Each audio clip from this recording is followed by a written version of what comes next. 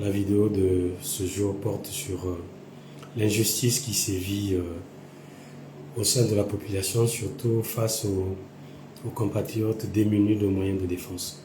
Je voudrais aujourd'hui vous faire état de ma tristesse.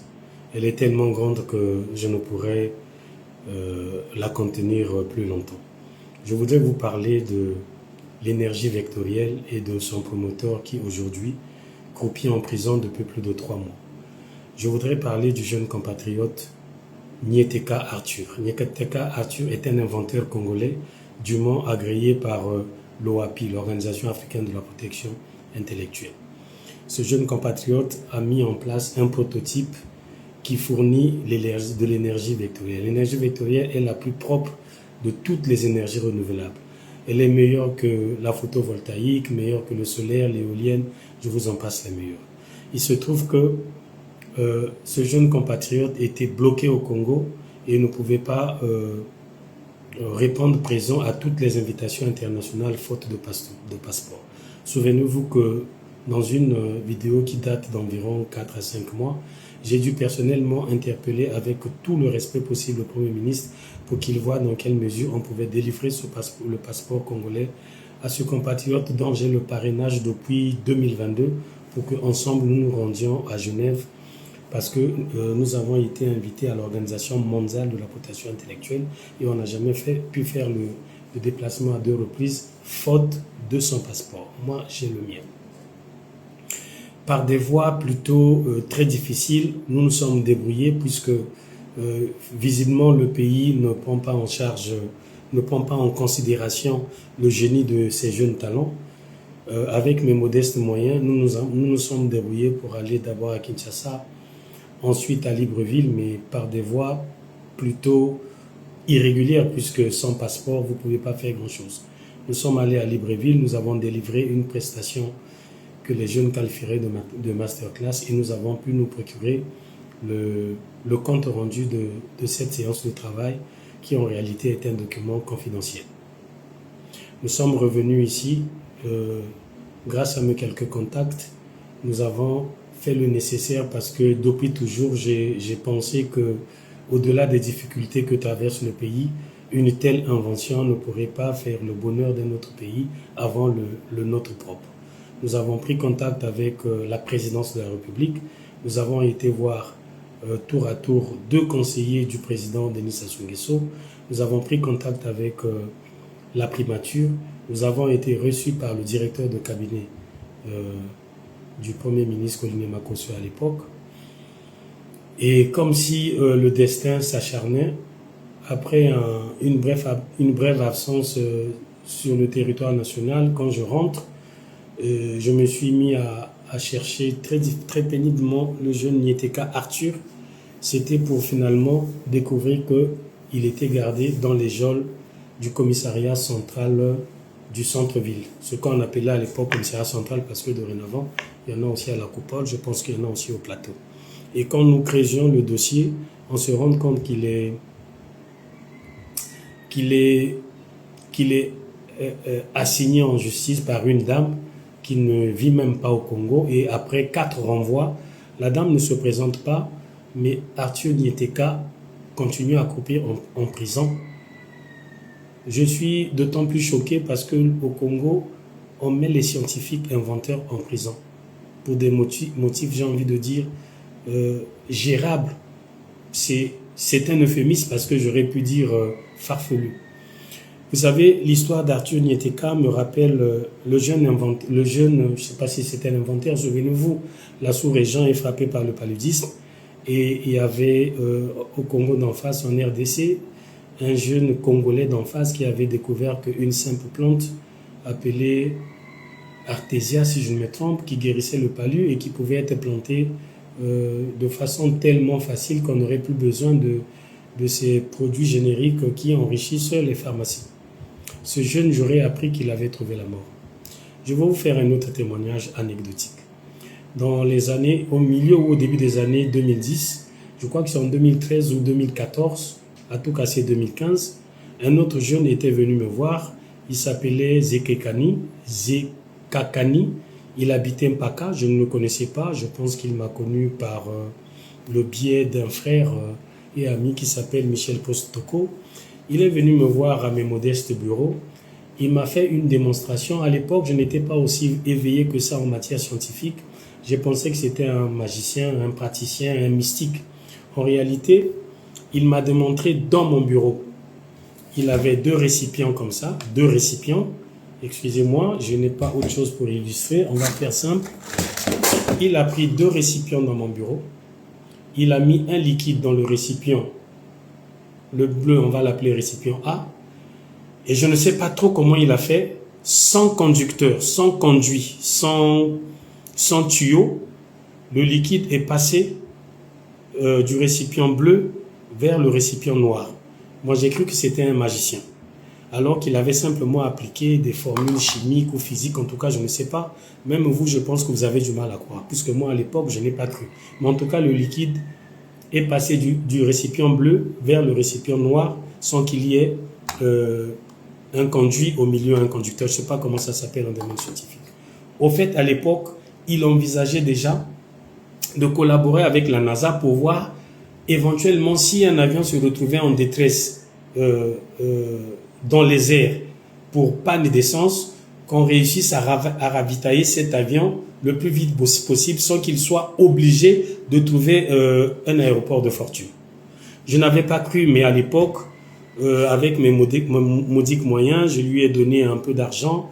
Il est allé à Douala pour sécuriser son invention et il a fait Pointe-Noire Douala par bus. Il est allé à Brazza, ensuite, je ne sais pas comment ça s'est passé, il est arrivé à Ouesso, et puis il a eu même des problèmes à la frontière. Finalement, il m'a ramené son brevet de l'époque de l'OAPI. Bon, j'avais appris à l'époque, c'était sous le ministre Jean-Richard Benoît, qui était, je crois, ministre de la Recherche scientifique. Il a tenté de prendre attache avec lui, ça n'a jamais marché. Il est revenu une deuxième fois avec une autre invention. C'est-à-dire qu'on s'est enfermé dans mon bureau, on a commencé à échanger. Entre-temps, il a appliqué une certaine peinture au mur. Moi, j'appelle ça peinture, mais une solution. Et à la fin, il est allé égratigner cette même solution. Il l'a mis dans une espèce de machine et ça a retranscrit notre conversation sur un papier.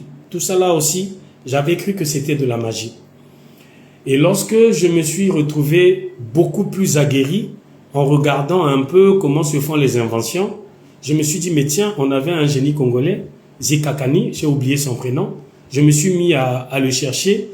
Là, on est en début des années 2000, et je demande à mon ami Post-Toko Michel, que devient le petit Zekakani, parce que je pense que, comme le pays ne le prend pas au sérieux, je vais me battre pour lui trouver un visa que je l'emmène en France. Et je ne vous cache pas, avant les années 2000, j'avais une certaine faculté à envoyer des jeunes en France. Et ça, je l'assume. Et c'est Toko Post Michel qui m'annoncerait à cette époque-là que le petit était mort d'un simple palu et qu'il avait déjà été enterré, ça fait des années. Avec le recul, je pense qu'il n'a pas trouvé la mort de façon naturelle. Les génies africains, les génies congolais n'ont pas longue vie parce qu'ils ne sont pas protégés. Et aujourd'hui, nous avons Arthur Nieteka, qui est promoteur, inventeur de l'énergie vectorielle, une solution qui peut résoudre tous les problèmes d'électricité dans le continent et au-delà. Je me sens un peu coupable parce que ce jeune compatriote a eu des propositions très alléchantes. Je me suis, avec ma casquette du parrain, opposé parce que je me disais, il faut que ça parte du Congo, c'est notre pays, ça nous vendra à l'international. On lui a fait une proposition avec 10 familles de son choix qu'on a s'installer en Allemagne. Chaque famille recevrait un pavillon et je faisais partie de ces 10 familles. J'ai dit non, ça ne se passera pas. On a eu la proposition d'un État voisin pour qu'on nous donne un village pilote, qu'on expérimente l'énergie vectorielle. J'ai dit non, je trouverai les moyens qu'on rencontre le président Sassou personnellement. Et à l'occasion de ces travaux, j'ai découvert qu'il y avait à Oyo un centre d'excellence d'énergie renouvelable où le ministre du partenariat privé-public a dû à l'époque installer, je crois, une usine de production de panneaux solaires. Aujourd'hui, Arthur Nieteka est en prison. Je peux vous garantir pour une histoire à dormir debout. Et je sais que il va mourir. Parce que les dernières nouvelles que j'ai eues de lui, il est devenu tout pâle, il est en prison. Je crois qu'on s'est greffé à cette affaire juridique pour étouffer son projet et lui donner la mort. Et ça, je l'assume. Parce que je n'ai jamais cru à la mort du jeune Zekakani, qu'il soit mort d'un simple palu et qu'il soit mort d'une mort naturelle.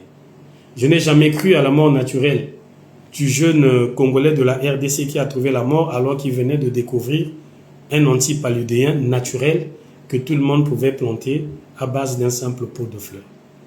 Je n'ai jamais cru à la mort naturelle des jeunes Zambiens, je pense, qui avaient mis en place un téléviseur qui marchait sans électricité, sans fiche d'alimentation électrique. Aujourd'hui, Arthur Nyeteka, je pense qu'il est victime de son succès et je pense que cette révolution électrique, nombreux ne le verraient pas d'un bon œil que ça parte de l'Afrique et surtout du Congo.